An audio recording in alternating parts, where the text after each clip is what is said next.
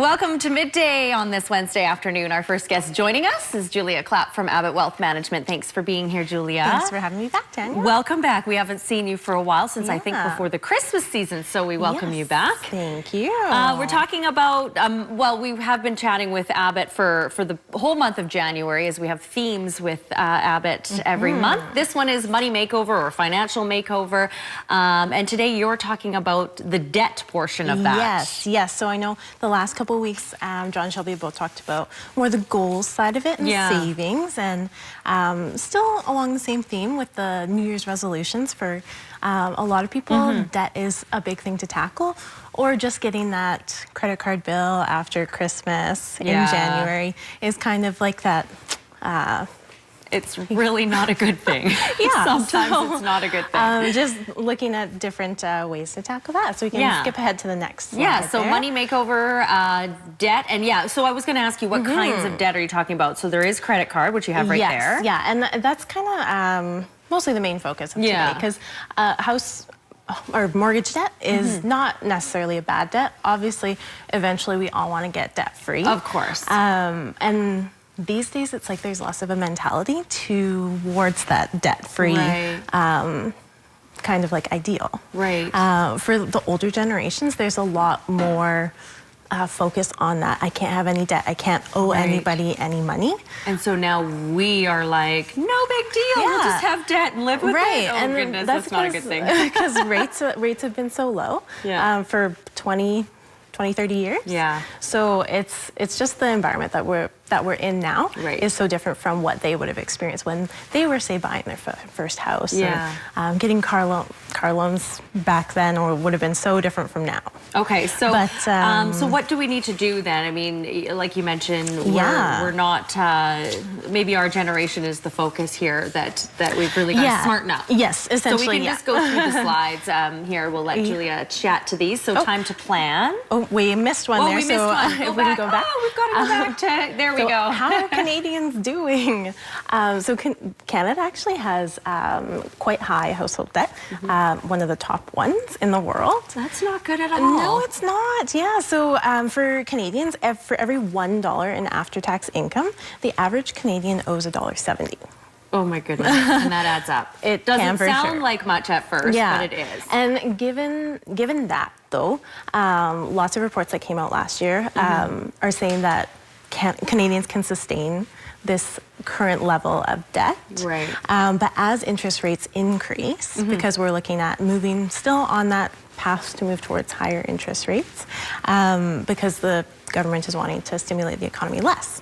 So as that happens, your payments will increase, right? So just things to keep in mind. So that's kind of part of the reason for the topic today. Okay. So and fun fact, excluding mortgages, Canadians carry about $22,800 in debt. Julia, you're really making us think today. I know, right? It's good. It's good, though. It's good to plan. And that's what brings us to our next slide. Time to plan. So to get rid of that kind of like lingering dark cloud of debt, you have to make a plan and acknowledge it. And if you're in one of those situations where it's a problem and multiple credit cards with balances owing, not paying off every month, it's definitely something that you need to sit down, make a plan, take the time to figure it out. Think about it. Yeah, absolutely. So first, you really want to make a list.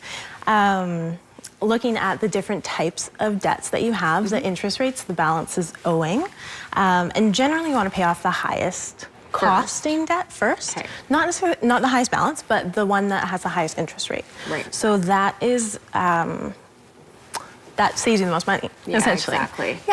And then looking at that strategy. So what is best for you? Because there's no single right way to do anything for anybody, well, and it depends too, right, on your income and how much you can afford to pay every month and that sort of thing. And if your income is steady versus if you're on a commission basis, and some months you have a lot higher income than others.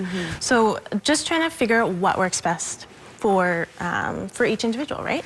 So if you're looking at a self-discipline type of strategy where you're just going to handle this yourself. Every debt is going to stay where it is. Right. So say you have 3 credit cards, each debt will stay with each credit card, and then you're just making those payments as you go on. Okay. Another option is to look at a consolidation loan. So if you visit your bank, then they can look at amalgamating those debts into one loan where you have a fixed monthly payment and an end date. There's a way to do it. There's always options, right? Yes. So that's a really important one there. Okay. And then we want to track your progress. So I like this slide. This is a great graphic. So we want to be less red frowny face and more green happy face. Yeah, exactly. That's the goal. Yeah. And having a visual for that, I think is really important. Yeah. The Mint app, I think that we've talked about it on the show before, but that's a really nice tool because it grabs all of those 3 different credit cards and puts them in one place so you can look at them. Oh, yeah, so it's really kind of cool. Idea. And then if you go the consolidation route, then your loan statement, or if you are able to do it through your bank, it will show on your online banking and you can just see that go down. Okay, so that's the thing. If there's a visual there, it will really help you out. So we only have about 30 seconds left, I think, here, Julia. But yes. So you can break free from debt. A stat that I found was that Canadians can actually save $360 without feeling it. So you won't even notice it. Don't forget that you need to also plan for emergencies. So having that 3 to 6 months of expenses is really important for your overall success going forward. Wonderful. Yeah, and then if you want to actually talk to somebody about it, your bank is the best place to go. Perfect. Yeah. Wonderful tips as always. Great graphics to really give us a visual. Awesome. Thank you so much, Julia. Yeah. So again, if you want to get out of debt, manage your debt, avoid it altogether if you can. You can definitely do so by contacting your bank. But Julia is there for you as well, and the whole Abbott Wealth team. Information is there at the bottom of the screen. We're back in 2 minutes talking with the Film Society about the Winter Film Series and this week's performance or production. Stay with us.